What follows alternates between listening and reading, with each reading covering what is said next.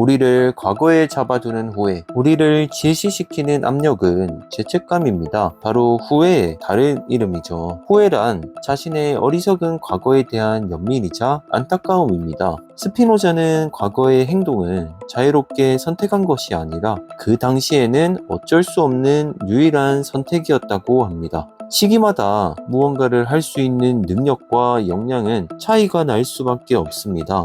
스피노자는 이렇게 말합니다. 언제나 선택은 그 순간 당신이 가진 역량 전부일 뿐이다. 그때의 역량이 그때의 행동을 결정한 것이죠. 따라서 당신은 그렇게 할 수밖에 없었다고 합니다.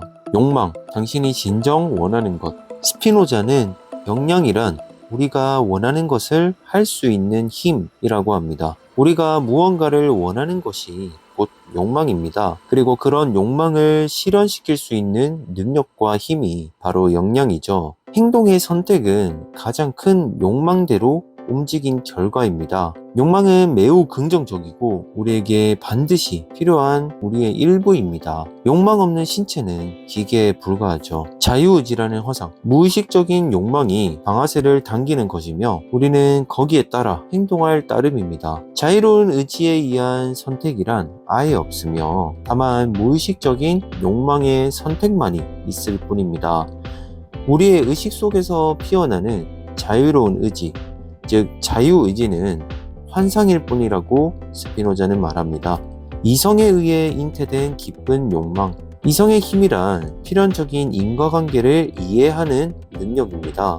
이성으로 생기는 이해를 통해 더 큰 역량을 가지게 될수록 우리는 더 새롭고 더 바람직하며 더 강한 욕망들을 가질 수 있습니다. 우리의 역량이란 욕망을 실현시킬 수 있는 능력과 이성에 의한 인식 능력이라고 볼 수 있습니다. 마음속의 쇠사슬, 죄책감, 당시엔 가지고 있지도 않던 지금 역량의 잣대로 과거의 자신을 심판하지 말아야 합니다. 우리가 해야 할 것은 자기 연민과 후회가 아닙니다. 후회한다는 사실 자체가 그때는 보지 못한 것을 지금은 볼 수 있게 되었다는, 성장했다는 사실입니다. 또 그 사실에 감사해야 하는 것이죠.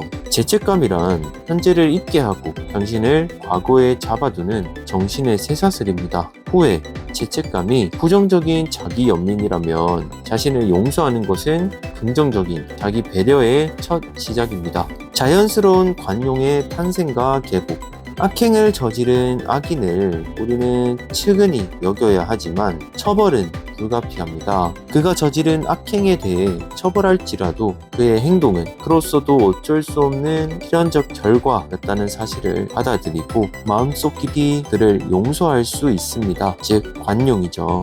시련과 함께하는 원숙한 기쁨.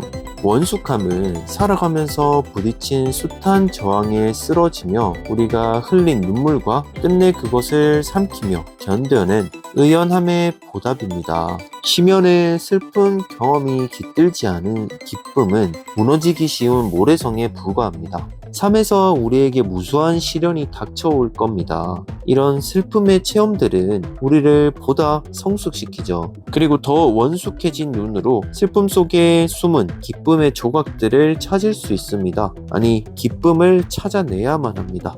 권위와 권력, 상과 파괴 사이에서 우리는 파괴적인 힘에 더 끌리곤 합니다. 우리 심연에 감춰진 공격 본능을 사회적으로 용인되는 표출 가능한 형태로 승화시키는 대리만족이죠. 자기 스스로를 인정하지 못하는 자기 경멸적 콤플렉스, 즉 자존감이 낮은 사람일수록 우월한 사회적 지위로 자기 자신의 존재를 확인하려는 경향이 있습니다. 진정한 강함은 남들에게 비치는 외형이 아니라 우리 내면의 표현에서 시작됩니다. 타인을 통하지 않고 스스로 밝게 빛을 내는 큰 별이 되봅시다.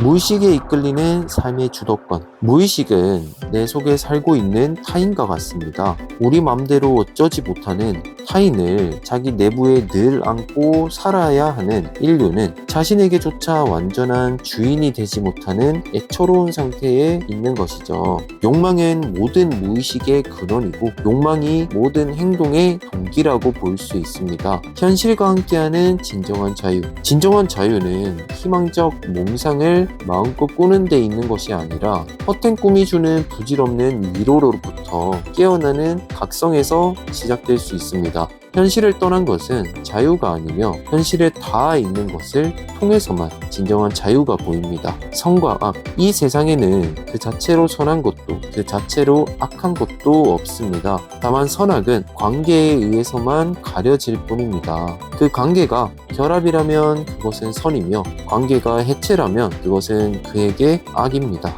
원래는 없습니다. 세상 어디에도 원래 그런 사람은 없습니다. 단지 그가 맺어온 관계에 의해 많은 영향을 받은 민감하고 연약한 사람들만 있을 뿐입니다. 원래 용감한 사람도 없으며 원래 비겁한 사람도 없습니다. 단지 어떤 것과 관계를 맺는 그 순간 당신이 용감한 행동을 한다면 그때 당신은 용감한 사람입니다. 또 그 순간 비겁한 행동을 한다면 그때 당신은 비겁한 사람일 뿐입니다. 절대적인 선악은 없음. 나와 결합관계를 맺어 나를 기쁘게 하고 내 삶에 이롭다면 그것은 내게 선입니다. 반대로 나와 해체관계를 맺어 나를 슬프게 하고 해롭다면 그것은 나에게 악입니다. 자신이 좋아하는 일이라면 그 과정은 언제나 고귀합니다. 항상 자신이 사랑하는 것의 가치를 믿어봅시다. 가치를 정하는 사람이 따로 있고 정해진 가치를 따르는 사람이 따로 있는 것이 아닙니다. 우리는 스스로 가치를 정할 수 있는 가치 창조자입니다. 우리의 행복이 단지 결과나 타인의 평가로 결정되지 않게 합시다. 우리가 마주할 결과는 초라할지언정 스스로에겐 만족스러울 수 있습니다. 그런데 그 값진 결과를 퇴색시키는 건 언제나 남들의 찌하는 시선입니다. 다시 말해 우리는 사건이나 상황 자체 때문이 아니라 그 상황과 사건에 대한 남들의 시선 때문에 불행해지는 것입니다. 사랑은 그 자체가 목적이 되어야 합니다.